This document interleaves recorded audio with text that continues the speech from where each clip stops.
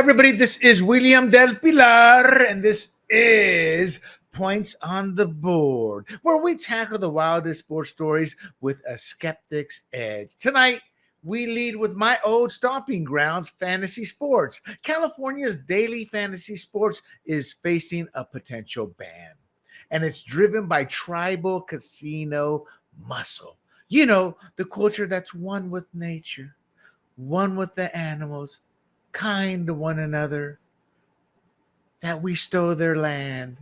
They are not bound to any materialism. Yeah, right. You're going to find out just the opposite. They want to control everything in California when it comes to gambling, and will do anything to make that happen. Plus, the WNBA's cash burning expansion. WNBA play-by-play analyst Rebecca Lobo's apology debacle, Wander Franco's conviction, MLB player, Saquon Barkley's faith-fueled run, and Aaron Rodgers' farewell drama. And the women's Swiss soccer team crushed by teen boys. You can't make it up. But before we dive in, do not forget to bookmark grumblingsmedia.com. Grumblingsmedia.com. You'll find this podcast, the Points on the Board, my cultural podcast, the Red, White, and Rude, and my political podcast. Fired Up, All Things National, and Fired Up California. All Things California. You'll also find our sports podcast, Pure Play Sports, No Politics, and our libertarian political shows there. So bookmark grumblingsmedia.com. But that said, you're probably watching us on YouTube, Rumble, Apple, Spotify under the handle Grumblings Media. So as you're watching, please don't forget to hit that thumbs up button and like and share the video once we are done, and you will make me a happy camper. So let's get down to it. California daily fantasy sports potentially being deemed illegal. So what's the overview here? So in 2018, sports betting legalization happened. The Supreme Court's decision to overturn the federal ban on sports betting allowed states to legalize it. However, California, because of tribal lobbying, has not legalized gambling and failed to pass two propositions. Proposition 26 and Proposition 27. That was back in 22, and that was to try to take control of fantasy sports. And we'll get into that. They both failed. One were by the industry corporations, and the other, yes, by the Indian tribal casinos, the Native Americans. And just real quick, they wanted you to only be able to do DFS on tribal land. We're going to get into it, but just saying that irks the hell out of me because it shouldn't be that way. But anyway, as obviously as you can tell, obviously, there's a challenge to expand gambling markets here in this state, especially and specifically because you can't go against tribal opposition. Or the tribal casinos or tribal lands, because they will oppose you, because they currently have and demand and expect to have a monopoly on all things gambling. I got to be honest, the you owe us shtick ended years ago. Right now, this may be deemed illegal by Bonta, the Attorney General, because he is more than likely bought and paid for, as well as other elected officials who will support this. I had nothing against the tribal lands or the tribes. I actually worked with one tribe for many years. Good people, good hardworking people. Casinos have made their lives much easier, made it much worse in many ways. Just because you have money does not mean you're going to stop drinking, smoking, doing drugs, etc. So it's kind of made it worse in that aspect. But that's any culture, any land. How many lottery winners have lost because they didn't know how to handle money? It's no different there. But their right to control this is wrong, and I think it will eventually end. But they're still going to keep trying to control everything.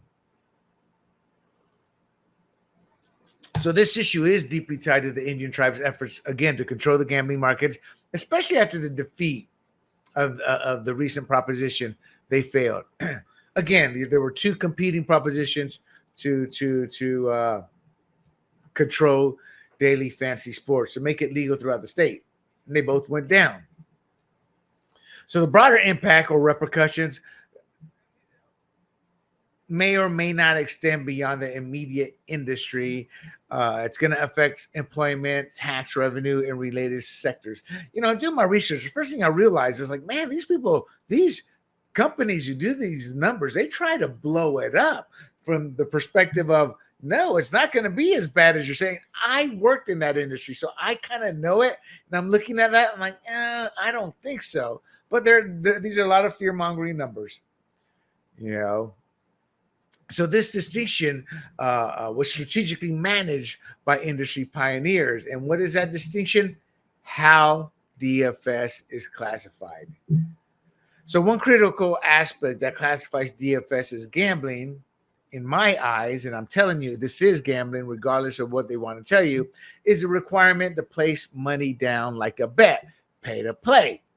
Unlike traditional fantasy sports, which is what I believe in, does not operate that way. In essence, a bunch of guys pull their money together and there's a big cash pot at the end. The guy who wins gets the money. And that is based off a year-long game where you're using your analytical ability, your statistical ability, your math ability to crunch numbers. That's how we got the carve out. We didn't put any money down to play, which is a bet. And these weren't short-term, 1 weekend. Those are traits of gambling, period. End of story. End of story. So the distinction of DFS is, and we knew this would happen when we got the carve out, meaning the industry, which I was part of at the time, were all these factors as to why it's not gambling. But I knew, at least, I'm sure others did. I remember talking to others, some of them did, that eventually some big company was going to come in and use that carve out to promote a daily style. We didn't realize what kind of gambling, but to promote and figure out a way to turn fantasy into gambling. And that's what DFS is. It's gambling. No ifs, ands, or buts. Anybody tells you otherwise, they're flat out lying. And I got the receipts to back it up. Why? Because I was there. So when I say I was there, the distinction was strategically managed by the industry pioneers. And they controlled and they didn't control the industry. They guided and led the industry, and they were revered, the industry pioneers. And I was part of that early on. Then I sold in 2006 and it kept growing, and I walked away. It was kind of funny because I walked away after saying, well, that's my bread and butter. It's what I know. It's what I'll keep doing. But I don't play well with others. Whereas my former partner, I'm not going to do this. I don't like it. This is that. And he's still working at the job I helped secure for him. Or maybe he's changed jobs, but he's still at the company where I made sure to secure the position that led to that job. And I say that specifically because, man, I don't look at how people treat you, but I got to do what's right. And he's been in that industry. The reason I'm bringing it up is because he said, I'm leaving that industry.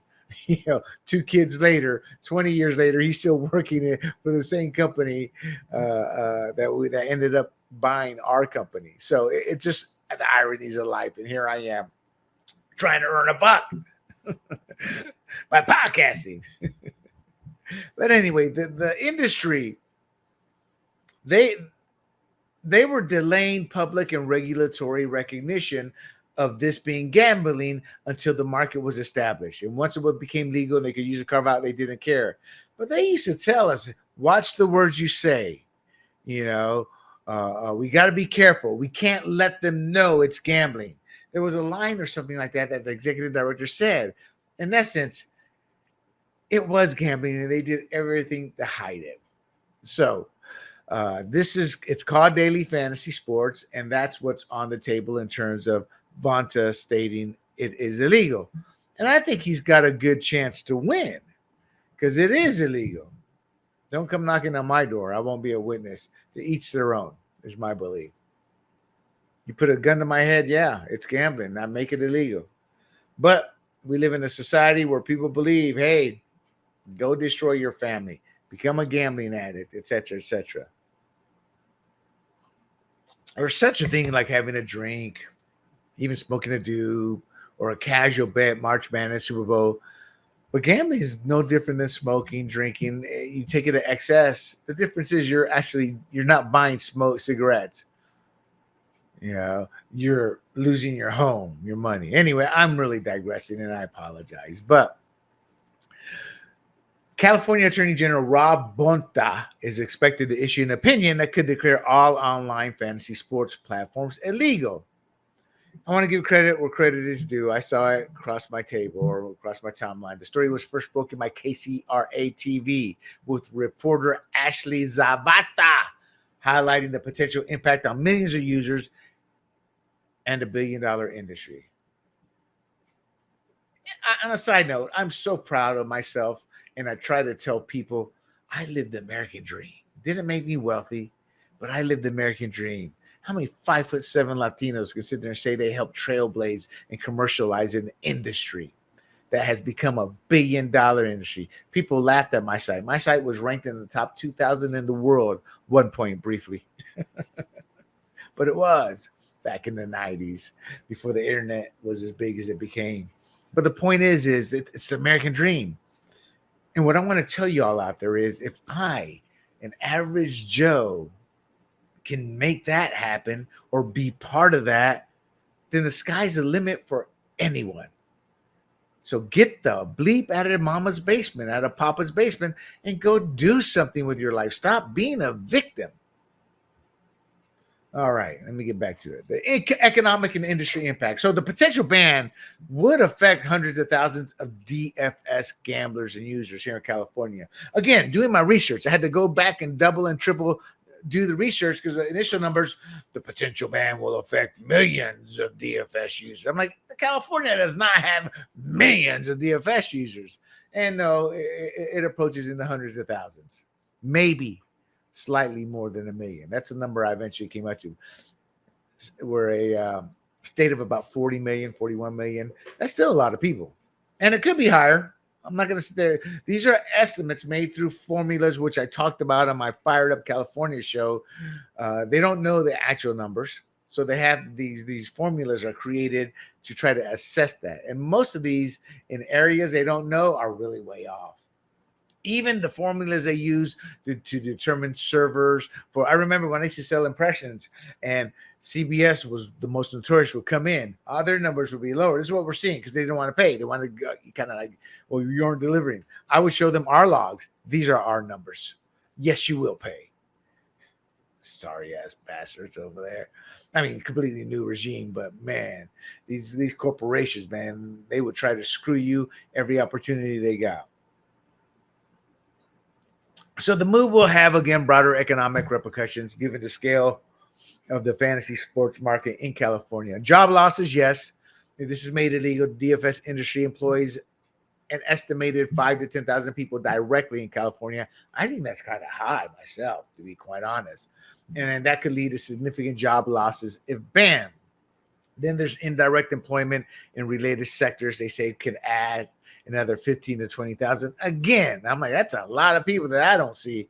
But in researching, it came about maybe the tech, marketing, legal, even payment centers could cut back. You know, then there's a tax revenue decline. Now, this is serious business. The substantial tax revenue from licensing fees and related taxes, that's estimated anywhere from 50 to 100 million annually in California. We are in a 1.9 trillion deficit when you count our unfunded pensions, meaning we don't know where that money is coming from. But when you do the yearly budget, 100 million is a lot of money when you're 12 billion in debt, when your accounting numbers round off to 21 billion that you got to slide into the next fiscal year via an accounting trick because you don't have the money this fiscal year. That's money the state is not going to want to see loss, and it would be loss. Nationally, if similar bans were enacted across 20 states, the annual loss would be $1 billion to $2 billion. So there is serious money if the other states seem to follow suit. So what's the impact on related industries? Well, the disruption to the sports media, my friends, technology and retail sectors that rely on DFS revenue, sports media. Estimated annual revenue from DFS-related advertising and viewership boosts could be, they say, 200 to 300 million. affecting networks and content providers. By content providers, that's what we were. We did leagues and we did content. Content was our bread and butter. We provided content and all things fantasy to Yahoo, to Fox Sports, to all kinds of people. Odds are in the early, in the mid late 90s into the early 2000s before I sold. And I sold right around 2006. It was 2006, 2010, 2006. I walked away in 2010. We were providing literally every sports company out there with various different forms of fantasy content. They would rebrand under their banner. When we sold it, ownership got greedy, and I tried to warn them. And I remember getting personal calls. William, we love you, but we can't keep this contract going. You guys asking too much. And these Ivy League morons kind of destroyed the company. They were nothing greed. I kept fighting them. And eventually, which is why I walked away. Yeah, I'm going to do a different podcast, talk about life, friendships, and all that. That's when I found out who had my back and who didn't. Everybody says, I got your back. And then when you need them to have your back, they're like cockroaches scurrying out. One was a VP for the NFLPA. Another one, somebody I had worked with. Another one was other owners from other companies. Man, you really learn. Anyway. So the impact is, like I said, 300 million in terms of the sport media, the estimated annual revenue from DFS related advertising viewership.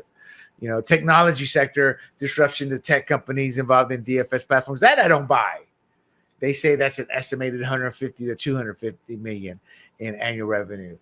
See, I don't buy this because this is all internet based DFS.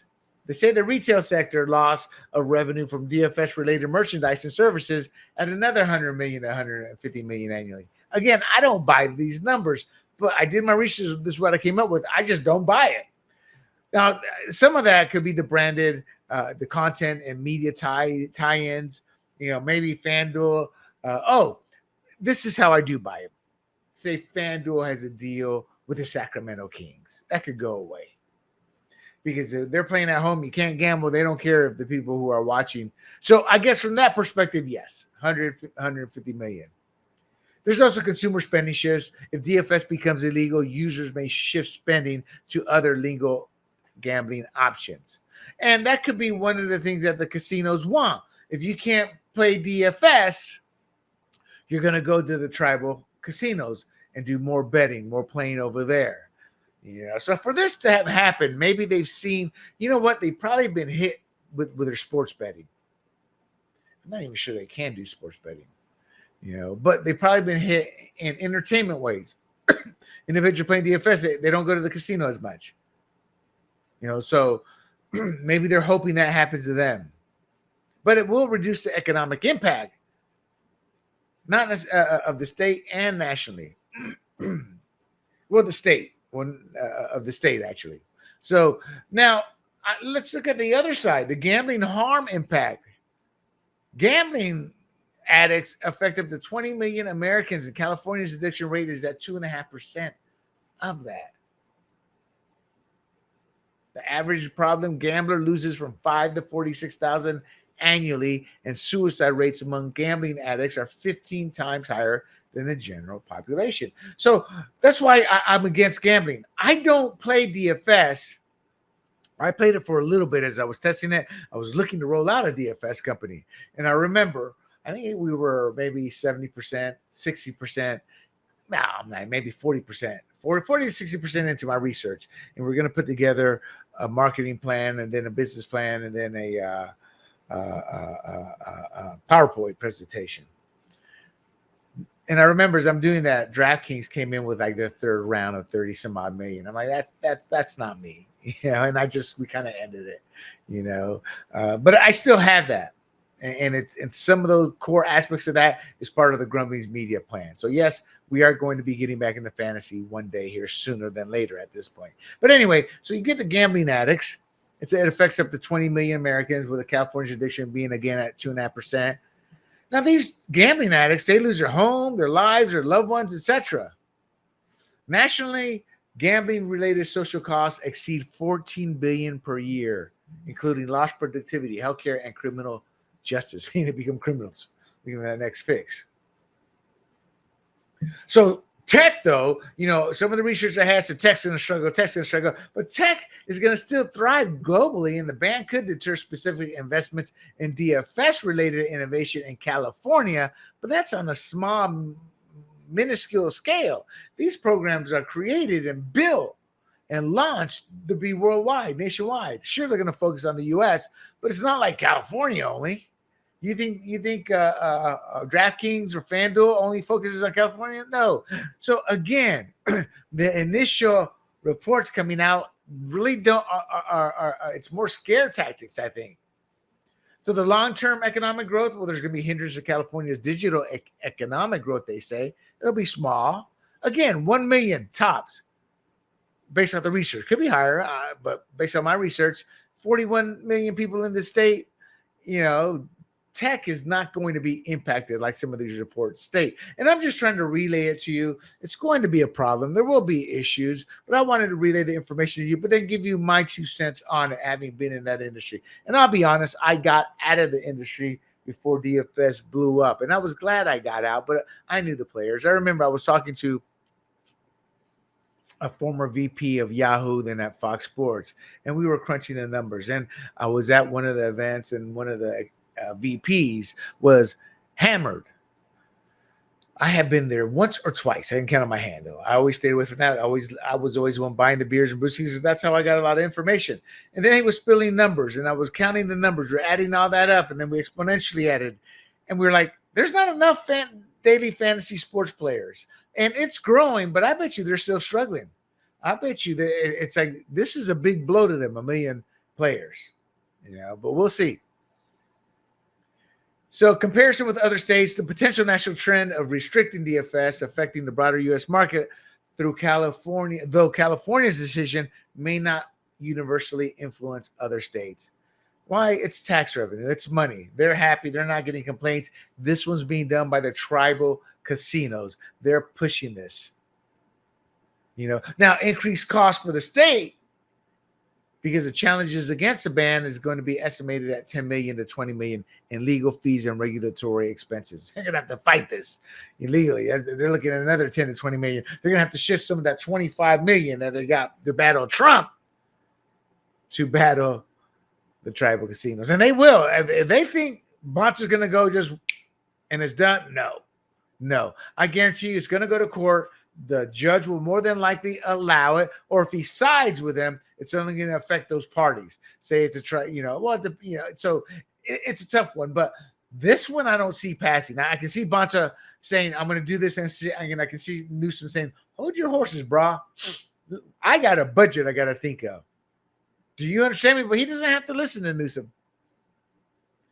There's political motivation aligned in all of this. Opinion that Bonch is going to make is completely influenced by Indian tribes with casinos who view that fantasy sports as competition. And these tribes that previously targeted card rooms because they don't like him. Hey, you come to our casino, you want to play cards.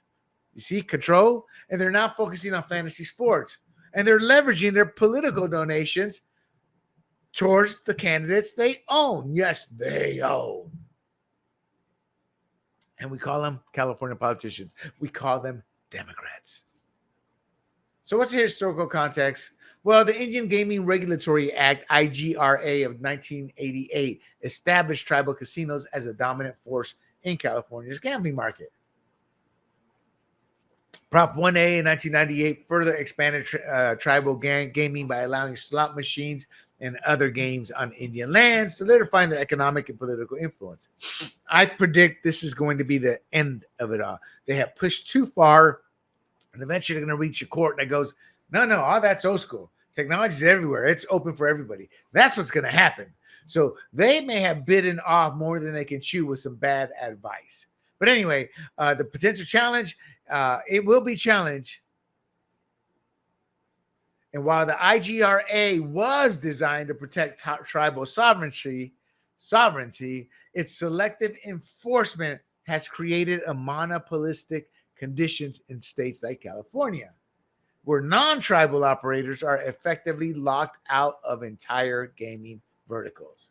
And that's where the courts, I think, are going to come in and go, no, Senor Barona, Saquon, Pala.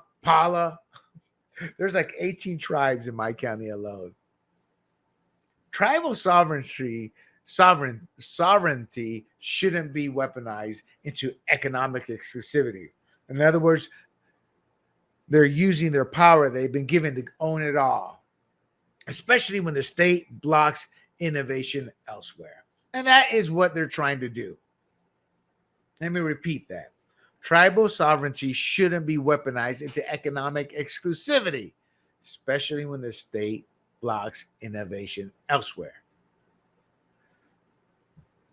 So we had Proposition 26 that I talked about earlier and Proposition 27. Proposition 26, both of these were in 2022 ballot. They aimed to legalize sports betting exclusively on Indian lands. You want to gamble, you come to the reservation. And that was funded by the tribal interest, pure play tribal interest, to create a monopoly. It was defeated with 57% voting against it due to opposition from non-tribal gambling interests. Then Proposition 27 sought to legalize online sports betting statewide, and that was opposed by the tribes because they wanted to control it. So they put a lot of moolah in there, and they defeated that with 83% voting against it. So they both went down, thank God.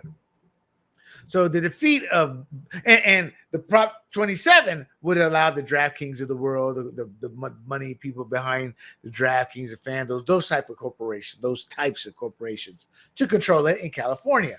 Meaning if I had an innovative software and I got a billionaire backer and I wanted to start out small, I wouldn't be able to. They would control the market.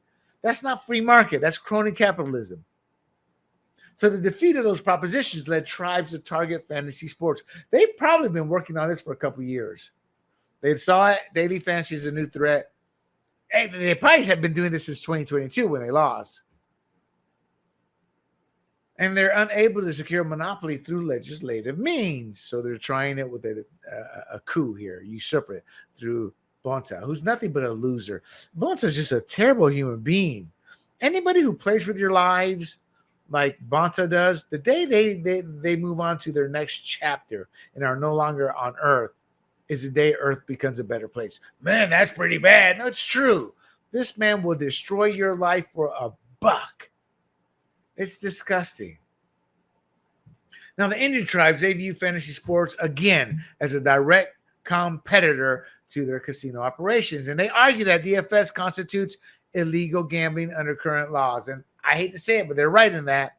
If they called me to the stand, it'd be the end game for them. If they call people like me, somebody who helped commercialize and pioneer the industry. And I'll never forget when the executive director says, you can't let the cat out of the bag. Don't use these terms. You know, we got to get it legalized properly. Then you can let the cat out of the bag.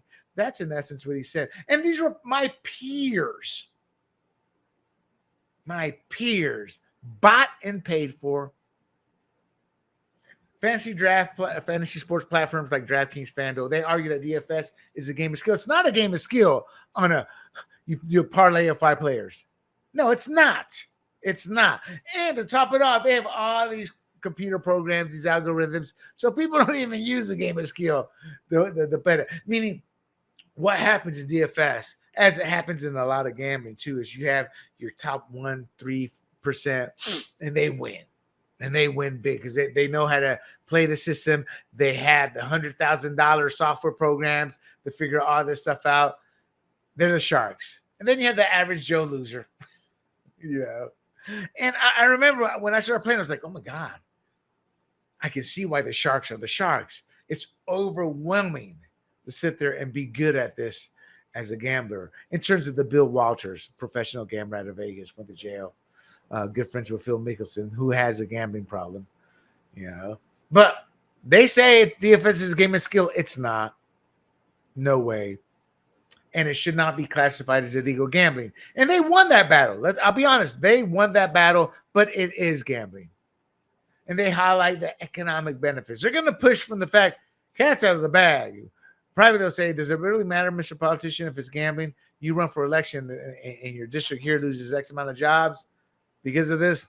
Okay, it's not gambling. That's how life works. So legal experts recognize DFS as gambling due to the requirement alone to place money down like a bet. And that's a critical distinction from traditional fantasy sports. Again, industry pioneers, including those from the trade association, of which I was part of, strategically managed this narrative to delay the public and regulatory recognition. So now it's being revisited. It's going to be interesting to how it plays out legally in court. Because if they call on me, oh, no, sir, they can say whatever the hell they want. It was gambling. Gambling.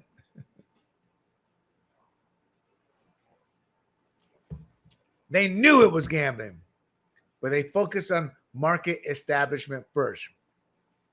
And I believe, this is my take now, just my take, that investors of these major players now supported this through lucrative advertising campaigns. So you get somebody on the website, say the going rate will be $30,000 to advertise in say from July through the start of September. They would pay him $100,000, $110,000, $120,000, Get on the good side. Hey, that's a potential ally. Or when he talks about it, he's going to talk highly about it.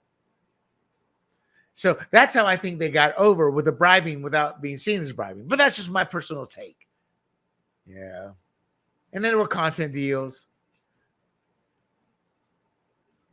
Consumer advocacy groups expressed concern over the potential loss of a popular entertainment option. Gambling, I don't view it that way. And they emphasize the impact on millions of users and the lack of consumer input in the decision-making process. Sorry, consumers, you're end users. You don't have any input. I remember there was something to do with the owners, and they had a fan perspective in Congress who were having hearings, and then one of the fans spoke up, and he was talking from a fan perspective. And I remember the senator, we don't care to hear for that. It has nothing to do with this, and moved along to the next guy. That's how they really view the fan. California politicians are divided, with some influenced by tribal donations, i.e. bought and paid for, crooked, who are supporting the ban, while others see it as an overreach that could alienate voters, the ones who aren't being given donation dollars, especially in an election year. I guarantee you, everyone they can give money to, they will. So 65% of Californians who participate in DFS view it as a form of entertainment rather than gambling. Is a gambler ever going to tell you, yeah, it's gambling? No, it's a form of entertainment. So asking the player, it's like asking Jack the Ripper if he likes ladies of the evening. Oh, no. I don't like those ladies who slap, slice. Maybe not the best analogy. I guess asking a DFS user would be like asking an alcoholic if alcohol is good or bad. Oh, no, it's good. However, 30% of the general population supports stricter regulations on all forms of online gambling. Obviously showing a public divide. I got to be honest. Bonta has a case here. He really does. Does he have the cojones to stick through it? I remember back in the early days, like online poker ban, and there was a crackdown on online poker sites like Poker Stars, the Full Tilt Poker was a temporary ban. But the industry adapted. They went offshore. DFS, I can see doing that. Lottery and casino expansion, historical expansions of state lotteries and casinos. They face some regulatory hurdles, but they usually were able to resolve those, especially with the state being involved and politicians being involved. They all saw the gambling. And it's like, no, that's taking money from us.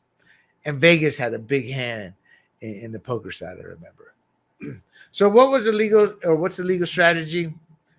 Well, back in the day, it was framed as DFS as a game of skill to delay regulatory scrutiny and get it passed.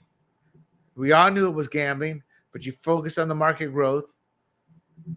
The lucrative advertising and content deals were used to maintain the illusion of skill-based gaming, meaning the people who were seen as experts who were called on to talk about it, speak on it, they were bought and paid for. They were buying time for the industry to establish itself. So what does this mean for future legal battles?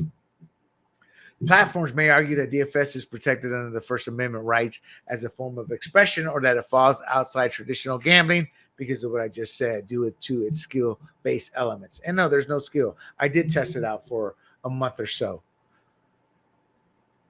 And it got to the point when you do it, you're like, man, you got to do it quickly. You got to do this. You don't have time to actually study, to set up your lineup, things like that. And I was doing this professionally. And when I saw that potential problem, my first thought was, man, you're going to get a lot of gambling addicts here who's just going to keep losing. Now, why do I call it gambling? Mandatory entry fees. DFS requires users to place money down to enter contests, and that mirrors the structure of a bet. Unlike traditional fantasy leagues where we would often play for free, or we would pool our money, and at the end of the season, the winner of the league would win the pool of money. It was an industry where you would spend $100 to win $10 because it was about talking trash, being the smartest guy in the room. Then you have cash prices based on uncertain outcomes. Winnings are determined by real-world sports performance, which introduces chance and volatility. When you have a season long and you can analyze it, break it down, and statistically use those numbers, then you limit the chance. But that's a core element of gambling. That's winnings are determined by real world sports performance. But that's, because in gambling and fantasy, it was like in the overall performance. This is like one shot here or one shot there, or most of the time with gambling, it's the score of the game. Fantasy dealt with individuals, and what they did is they took the gambling perspective to the player instead of the team. Same concept. And it was short-term, high-frequency play. So I kind of jumped the gun there. Short-term, high. Let me back up here. So the cash price is based on uncertain outcomes. This one's a little shaky. Winnings are determined by real-world sports performance, which introduces chance and volatility, core elements of gambling. I would say yes, because these are based on weekend games, single games, etc.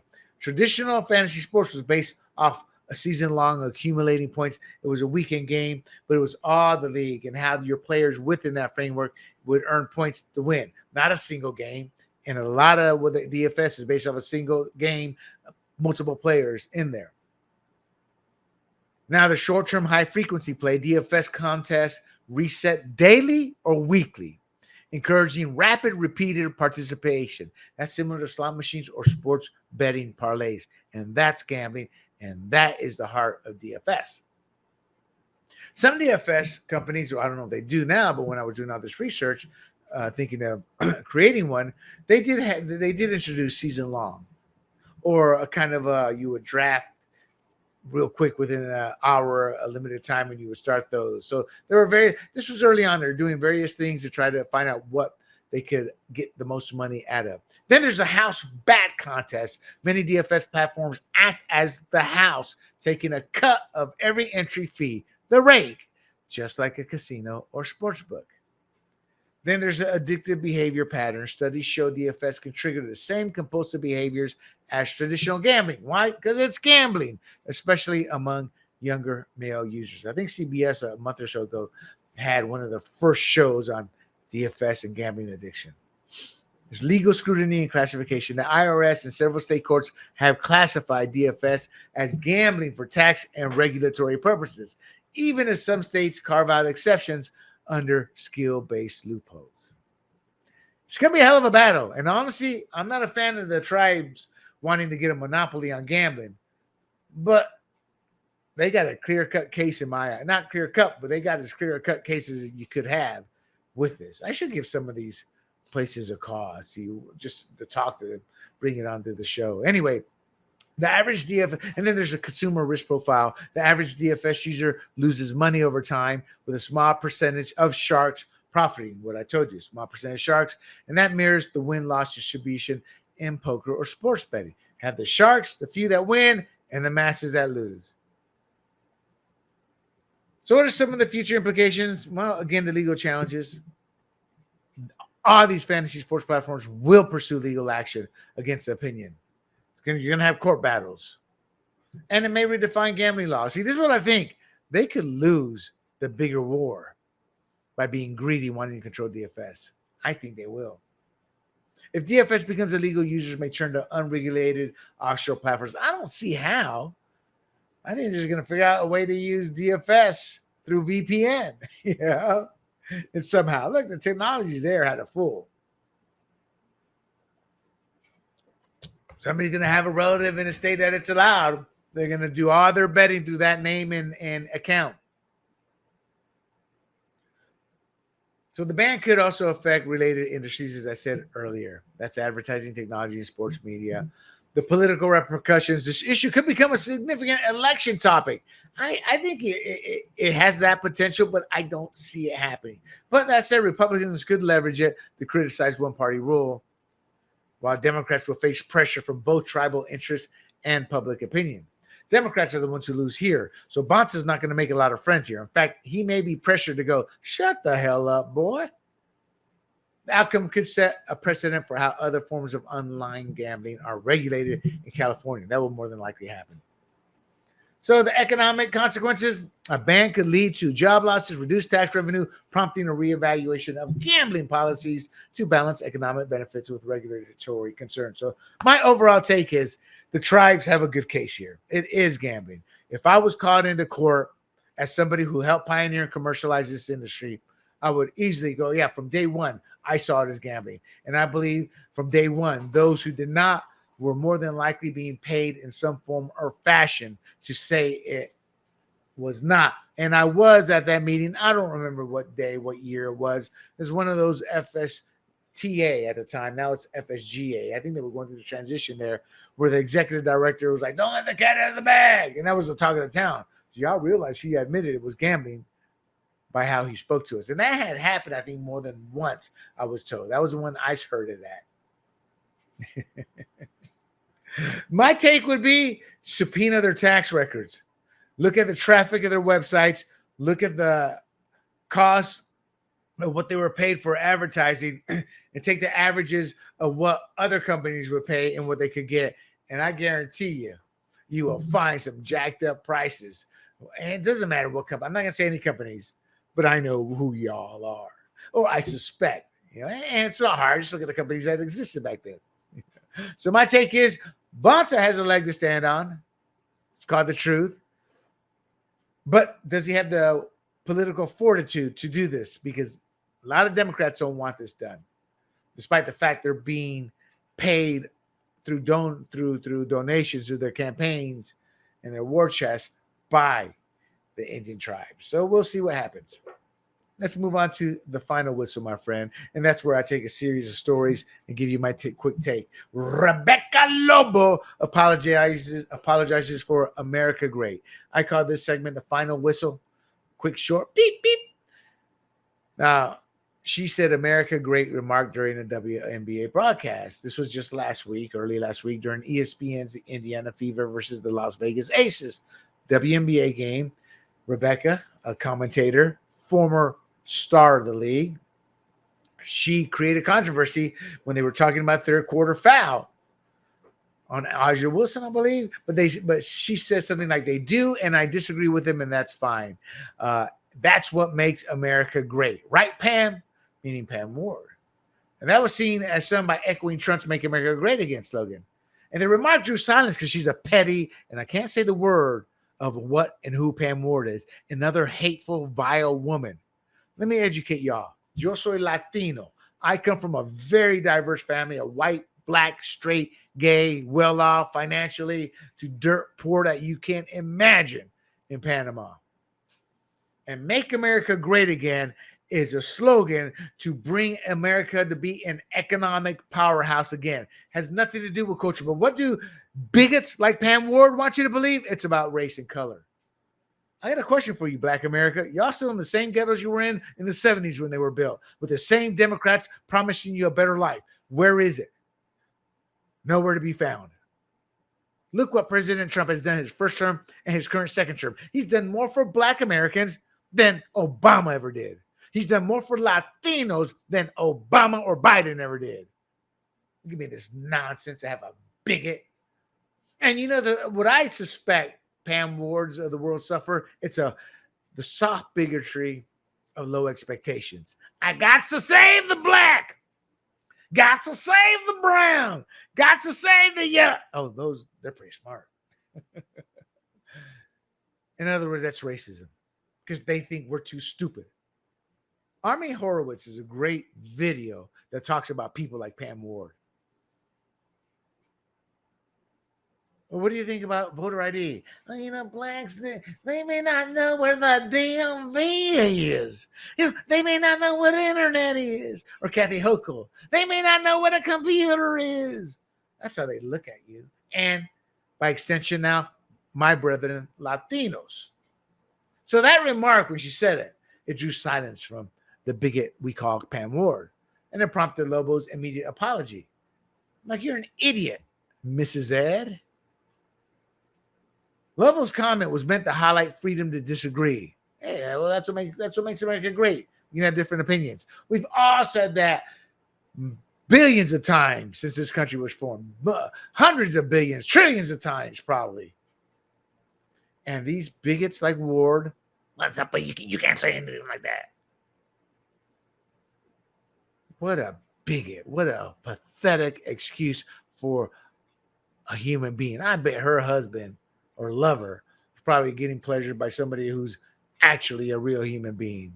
What a disgusting excuse for a human being.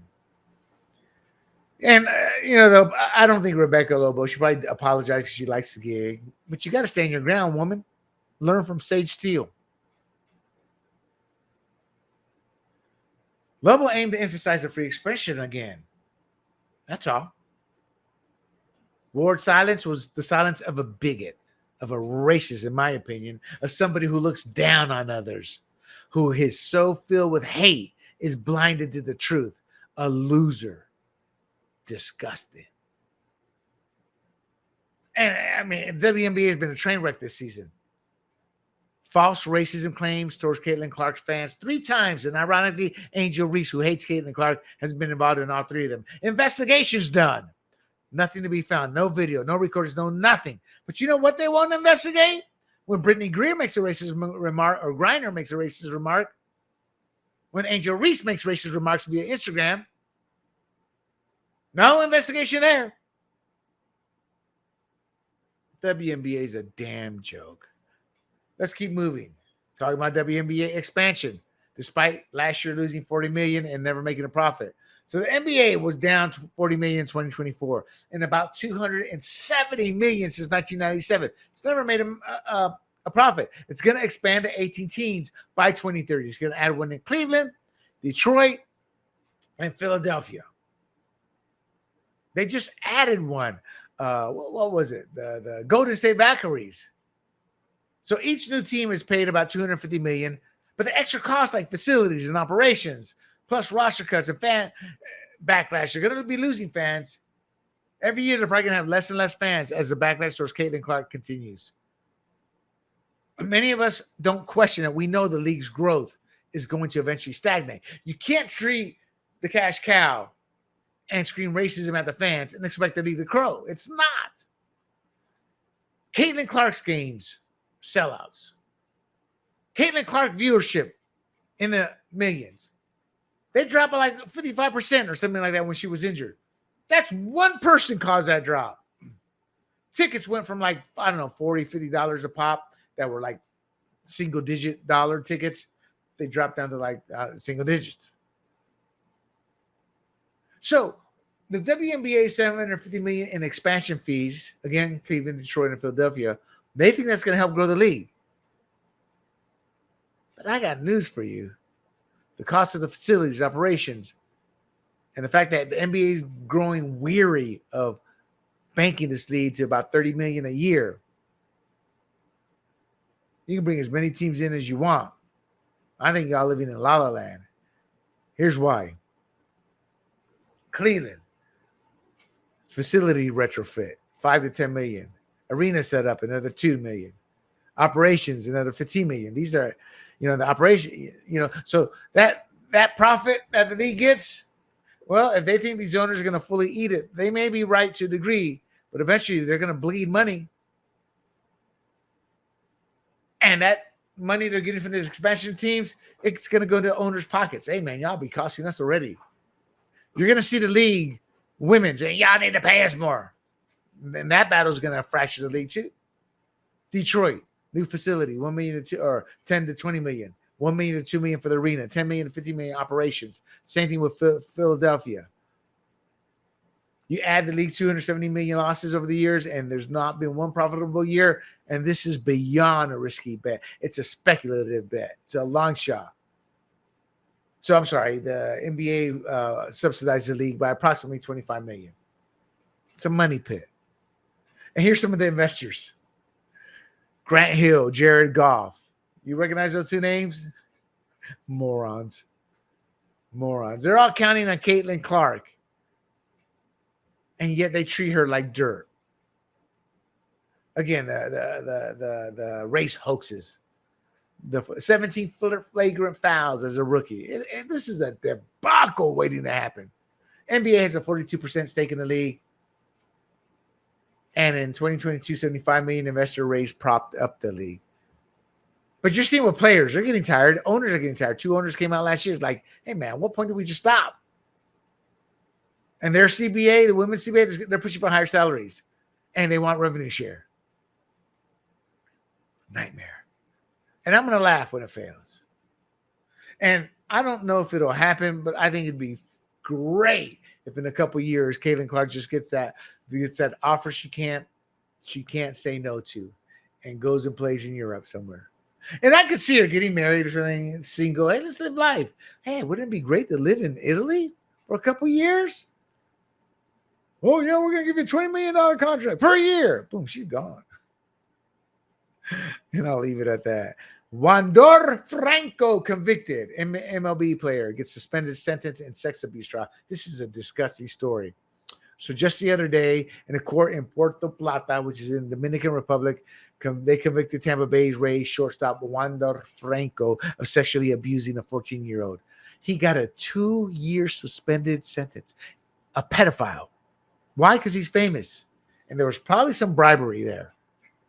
That's my opinion, but it would not shock me. Man, he paid the girl's mother thousands of dollars to consent to the illegal relationship. She sex trafficked her daughter. The verdict was reported by ESPN. His MLB career is tanked right now, but they may try to bring him back after a couple years. They need to just dump him. 4-month relationship with a minor. He was immediately put on the football or baseball inactive list. Now, the prosecutor sought 5 years, but the judge had no proof. Would not shock me if he was bought and paid for.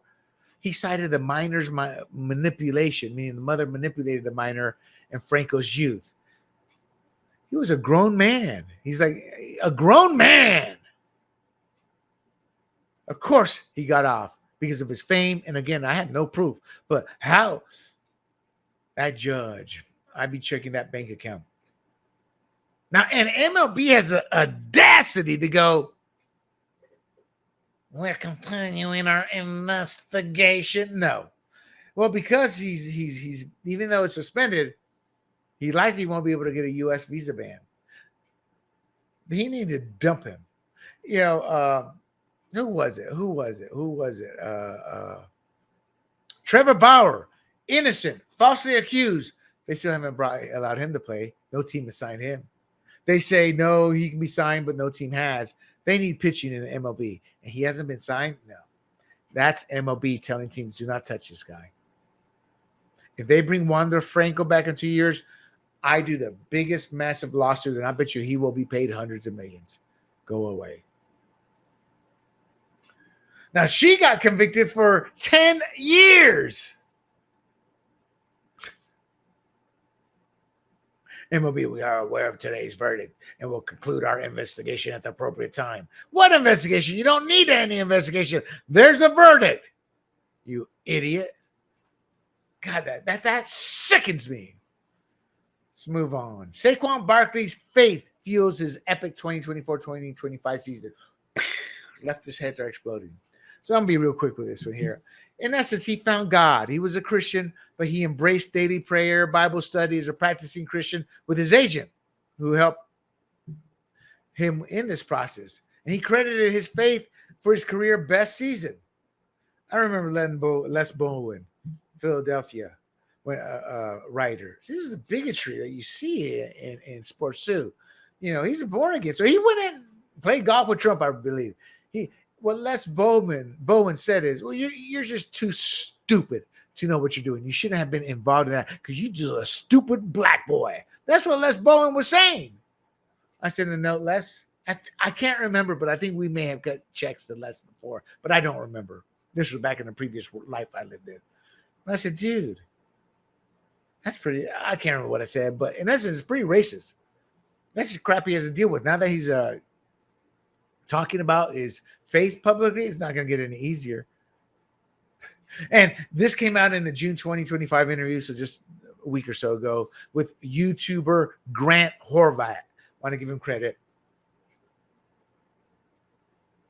So he felt that his talks with God made him razor focus, sharp focus, and that's what fueled his season. Remember, over 2,000 yards, only 10 players have done that. Should have won MVP, period, end of story. He does a daily Bible study with his pastor agent, and that built his mental toughness, helping him shrug off past injuries and the Giants' disrespect.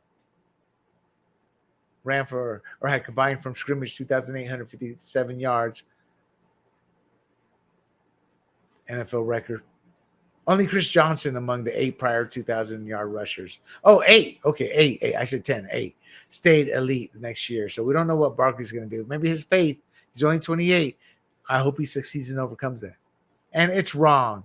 I think Adrian Peterson after his day. Oh, no, not 2000. That was the ACL tear. My apologies. All right. Aaron Rodgers has a farewell season. Sparks hype and hate. On the Pat McAfee show, his 21st NFL season is likely his last, so the farewell tour begins. And the haters came out. Oh, there was some love. Draymond Green predicted a Pittsburgh title, but then you have Chris Canty. Who? Chris Canty. Huh? Chris Canty. So what? Chris Canty. Who's he? Former NFL defensive end. And he said it's disgusting, an ego trip. He accused Rodgers of craving retirement spotlight. Go jump in the lake, bro. Bookies.com lists the Steelers at 3,000, plus 3,000, which is about a 3% chance of winning it all, long shot. Haters are still salty over his vaccine stance and Jets exit. They just hate him. I'm indifferent, but I loved him when he did the vaccine and threw that back in the face of the media. They hate him for that. Yeah. So then there's Mike Tannenbaum predicting Rodgers fades by Thanksgiving. Tannenbaum, he who gave away some of the worst contract deals and they had a brief success under him, but I don't think it was his players or his team. The man is beyond pathetic as a GM, saying, oh man, that's what I mean by haters. But good luck to Aaron Rodgers' his final season. I wanted him to go to the Vikings. I think with the Vikings, he could have ended up with the Super Bowl. All right. The Swiss women's soccer team crushed by the U15 boys in the Euro warm-up. So just last week, June 18th, the Swiss women's national soccer team was routed 7-1 by the SC Luzern's under 15 boys team in a closed-door friendly to prep for the Union of European Football Association. Blah, blah, blah, blah, blah. The Swiss women's soccer team were beat up by 15-year-old boys 7-1. That's all you need to know. Now, Alea Pilgrim netted the Switzerland's only goal before the 13 to 14-year-old boys overwhelmed the pros with speed and stamina and male testosterone. Now, they tried to keep the secret, but I guess some of the boys sent TikToks went viral. It was a thrashing, 7-1. That's a thrashing in soccer. They played 3 30-minute thirds with 26 Swiss players rotated. And the boys dominated. And it was a physical mismatch. And obviously, to me, it's important because I've been fighting the transgenders. Keep boys out. Charlie, whatever, 6-foot pitcher, pitching straight games in softball, I guess. Took them to an undefeated title. Nobody could score on them. Of course, there's a damn freaking young man there pitching against girls. I mean, so you add this loss with the 2-1 defeat to SC Solothurn's U15 boys, and it doesn't raise the alarm about Switzerland's form. It proves men do not belong in female sports. So there have been similar blowouts, including the U.S. women's national team losing 5-2 to boys 13 to 14-year-old in 2017. And Australia's Matildas falling 7-0 to Newcastle Jets, boys aged 13 to 14. Get the boys out of girls' league. That's what this proves. There's a proof of the pudding. And there you have it, my friends. That's tonight's show. I got a little in the details. I presented you with a lot of information regarding the DFS that maybe isn't relevant, but it's also showing the numbers. A lot of scare tactics are going to use. I don't think the loss of gambling in California would weigh in as much as what they say, but it would affect revenue, tax revenue, on a state in which we are in a deficit already. And yet Newsom brags how we're the fourth best economy in the world. Yeah, but yet we're in debt. Can't even manage a simple budget. Regardless, that's a wrap for Points on the Board, episode 123. And I thank you for joining us as we broke down Lobo's WNBA flub to Franco's fall. Barkley's rise! And Rodgers' last dance. Hoping for that. And as I stated earlier, and we talked about my previous life fantasy sports with the DFS. Sports never sleeps. Never. Tune in next time for more raw takes on the wins and losses and drama shaking up the sports world, my friends. And I always add that political twist. But before I go, don't forget to bookmark grumblingsmedia.com. grumblingsmedia.com, and follow us on YouTube, Rumble, Apple, Spotify under the handle Grumblings Media. I am William Del Pilar for Points on the Board, and be safe until we meet again next week. Hey everybody, this is Big John from Grumblings Media, and I just want to say thank you for watching our content. If you want to support our efforts here at Grumblings Media, just smash the subscribe button right here, totally free, or just go ahead and consume more of our great content. Click either one of these two boxes.